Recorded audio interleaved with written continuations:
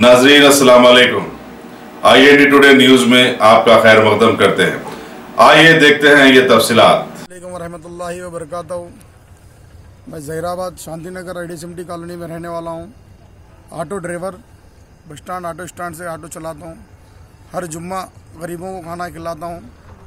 मेरे एक दोस्त इमरान और मैं दोनों मिलकर काम कर रहे हैं। इमरान साहब आके 8-10 जुम्मा हो गया, उन्होंने मेरे से मिलके हम दोनों काम चला रहे हैं। और मैं गुजारिश कर रहा हूँ अपने मानिकराव साहब MLA, हमारे बीबी पाटिल साहब, हमारे फरीद साहब MLC और KCR साहब से गुजारिश कर रहा हूँ कि हैदराबाद में 5 रुपये का खाना कैसा दिया जा रहा है, वैसा जहीराबाद में भी कोशिश करो।